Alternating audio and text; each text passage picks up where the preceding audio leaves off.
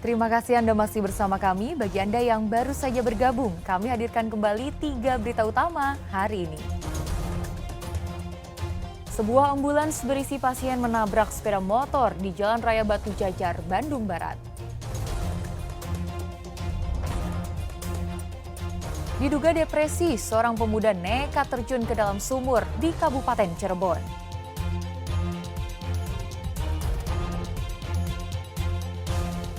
Tanaman padi di wilayah Pantura Subang kekeringan dan mulai mati akibat tak ada pasokan air. Petani pun terancam merugi.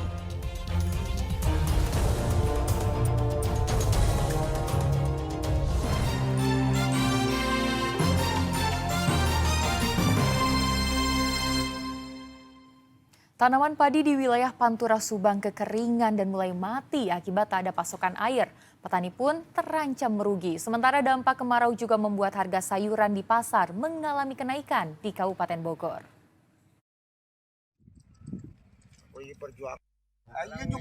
Tak ada kegembiraan yang terpancar dari raut wajah para petani di Desa Mulyasari, Kecamatan Pamanukan, Kabupaten Subang. Mereka hanya bisa menatap tanaman padi mereka yang mulai mati akibat kekeringan dan kekurangan air. Sudah 2 bulan kekeringan melanda wilayah mereka hingga membuat pasokan air melalui irigasi teknis terhenti. Akibatnya petani hanya bisa pasrah lantaran sumber air yang masih ada juga terlalu jauh dan tidak memungkinkan dilakukan pemompaan. Ini sudah terjadi kurang lebih 2 bulan. Tanaman padinya, Pak. Ya kalau ini dibiarkan bisa gagal panen. Lebih dari 65 hektar tanaman padi di Desa Mulyasari, Kecamatan Pamanukan kini mulai mati. Kekurangan cai, biaya, sewaan can lunas, terus sampai 2 bulan ya daya cai. Gagal panen nggak ntar? Ya gagal pasti. Ya begini terus mah. Dampak kemarau tidak hanya pada tanaman padi. Harga komoditas pangan di pasaran mengalami kenaikan. Di Pasar Cilengsi, Kabupaten Bogor, Rabu pagi, harga tomat tembus di harga Rp30.000 per kilogram. Padahal sebelumnya harga tomat dijual harga Rp12.000 per kilogram. Selain itu, harga kentang mengalami kenaikan saat ini dijual Rp18.000 per kilogram. Padahal sebelumnya Rp15.000 per kilogram. Kenaikan harga sayuran ini sudah terjadi sejak seminggu lalu. Kenaikan harga sejumlah sayuran di pasaran diduga karena musim kemarau dan sejumlah petani sayur mengalami gagal panen. Tomat aja sekarang 30. Masih tinggi ya? Iya, masih tinggi. Sekarang kentang aja ya cuma 3 macam aja sih sekarang. Rasa lah gitu. Untuk kentang 18, biasanya 15 kayak gitu harganya. Ya segitulah pokoknya mah. Kalau buat sayuran-sayuran paling gitu doang. Kalau kentang? Kalau kentang biasanya 15-14, sekarang udah 18.000. Oh, kalau tomat? Kalau tomat biasanya 15.000, 12.000. Sekarang udah 30.000. 30.000 ya?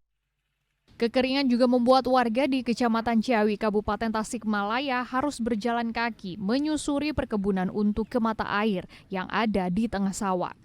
Pagi dan sore sudah menjadi pemandangan biasa warga antri untuk bergantian menggunakan jamban. Bukan hanya untuk mandi, mereka mengambil air juga untuk kebutuhan minum dan memasak. Lagi mengantri mau mandi di jamban. Ini tiap hari Bu kesini Bu? Tiap hari ngantri buat mandi, ambil air, sama untuk mencuci. Air minum dari mana Bu? Dari jamban, ambil tiap hari. Itu dari mana airnya Bu? Sungai kecil, air nyusu. Kalau kemarau kering. Di rumahnya nggak ada sumur Bu? Sumurnya udah mulai kering. Warga sangat berharap ada bantuan dari pemerintah berupa sumur bor sehingga saat musim kemarau mereka tidak lagi kesulitan air bersih.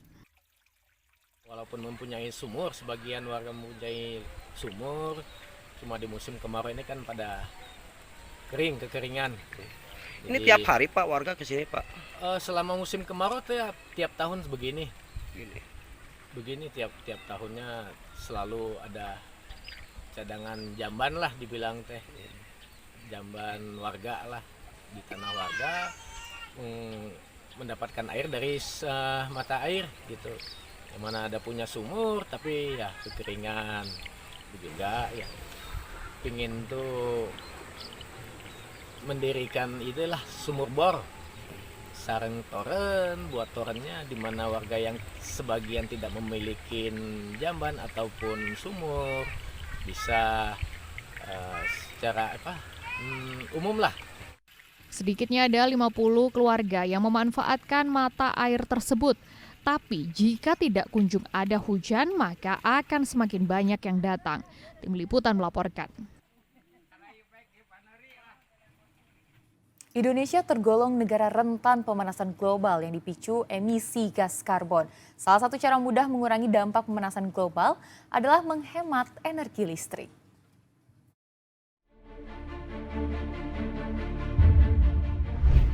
Saya sudah menerapkannya setiap hari karena dengan kita berhemat energi listrik, kita bisa mengurangi pemanasan global dan juga kita mengurangi tagihan listrik kepada orang tua kita.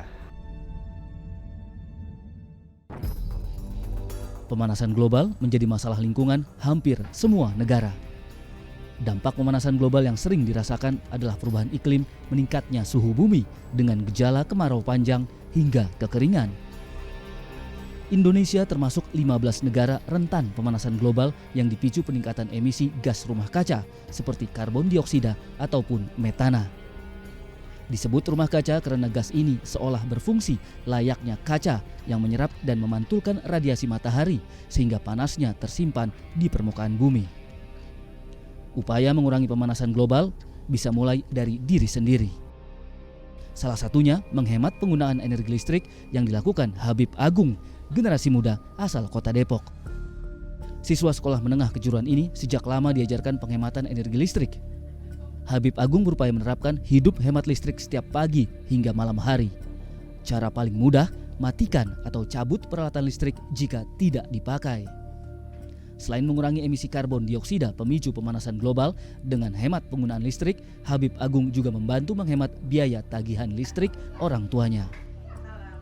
Saya sudah menerapkannya setiap hari karena dengan kita berhemat energi listrik, kita bisa mengurangi pemanasan global dan juga kita mengurangi tagihan listrik kepada orang tua kita. Kalau untuk penghematan energi listrik, saya sudah terbiasa dari sejak kecil. Pada saat di taman kanak-kanak, saya sudah diajarkan oleh orang tua saya, terutama ibu saya yang mengajarkan. Kebiasaan penghematan listrik ikut diterapkan Desmi Pancarani, gadis milenial dari Depok. Karyawati swasta umur 33 tahun ini membiasakan diri menghemat energi listrik sehari-hari di rumah dan kantor. Sejak di bangku sekolah, Desmi memahami gaya hidup hemat listrik membantu pelestarian lingkungan. Desmi turut memakai peralatan listrik dengan label tanda hemat energi alias LTHE dan berlogo SKEM atau Standar Kinerja Energi Minimum yang dianjurkan Kementerian Energi Sumber Daya Mineral. Semakin banyak bintang, semakin hemat energi listrik yang dikeluarkan. Udah tahu dari zaman sekolah sih kalau untuk menghemat energi itu emang penting banget. Apalagi buat zaman sekarang ini, bumi makin tua juga kan, kita harus saving energi juga gitu. Penting banget untuk menjaga lingkungan, untuk penghematan energi. Kita bisa mulai dari diri kita sendiri, terus dari kegiatan sehari-hari kita. Misalnya kalau mau keluar rumah, kita matiin dulu alat-alat elektronik, lampu, dan sebagainya. Terus kalau misalnya kita mau beli barang-barang elektronik, juga kita bisa pilih yang ada logo hemat energinya. Karena itu lebih baik untuk penghematan energi kita. Sebagian besar pembangkit listrik di Indonesia menggunakan bahan bakar batu bara.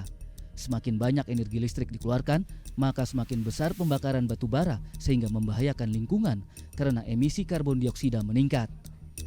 Menurut data Global Energy Monitor, sampai akhir semester 1 tahun 2023, terdapat 234 unit pembangkit listrik tenaga uap atau PLTU batubara di Indonesia. Mayoritas PLTU batubara dikuasai perusahaan listrik negara. Sementara lokasi penyebarannya, PLTU batubara terbanyak di Jawa Tengah dengan total kapasitas 10 gigawatt. Sedangkan Jawa Barat menempati peringkat 4 dengan total kapasitas 3 gigawatt. Berdasarkan data lembaga non-profit Yayasan Indonesia Cerah, sejak 2015 hingga 2023, perusahaan listrik negara mengalami kelebihan pasokan listrik lebih dari 34.000 gigawatt, terutama jaringan Jawa Bali. Yayasan Indonesia Cerah memperhitungkan selama 2015 hingga 2023, perusahaan listrik negara telah menghabiskan dana lebih dari 297 triliun rupiah untuk membayar kelebihan pasokan listrik yang harganya bertambah setiap tahun.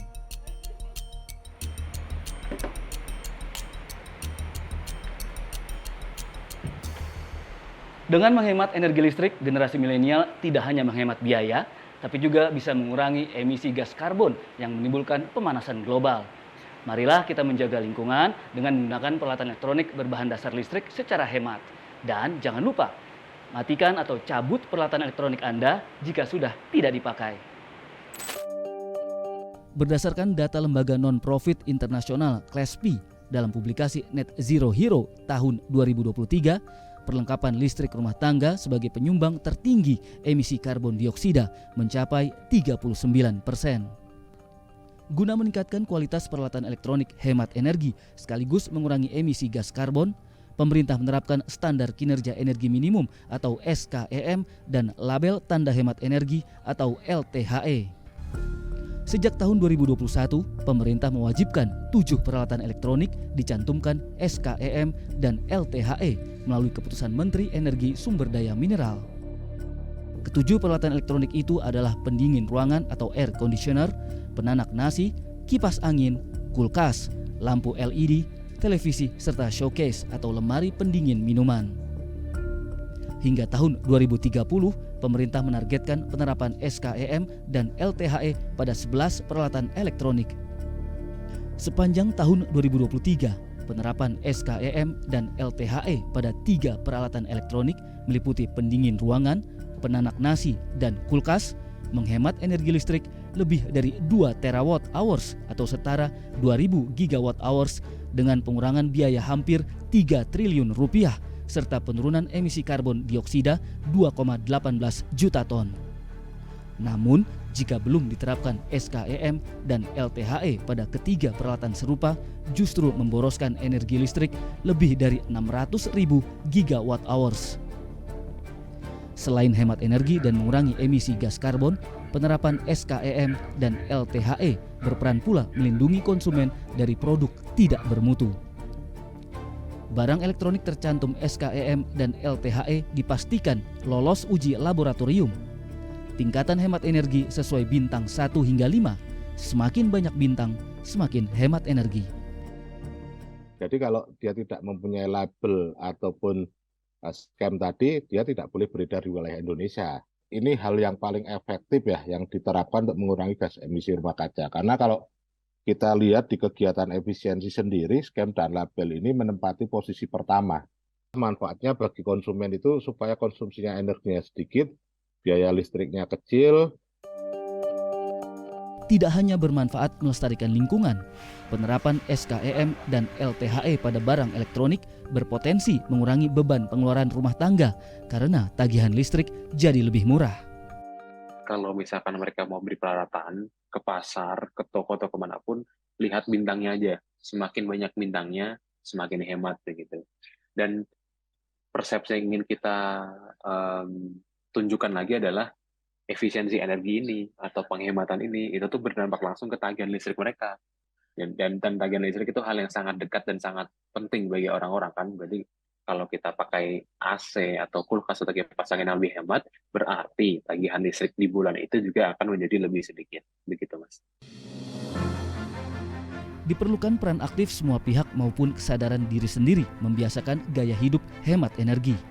Ayo, sebagai penerus masa depan, generasi muda sebaiknya menjadi pelopor penghematan energi yang bermanfaat bagi masyarakat sekaligus pelestarian lingkungan. Jadilah konsumen yang cerdas serta cermat memilih. Ramadan Wibisono dan Adam Fariski melaporkan dari Kota Depok.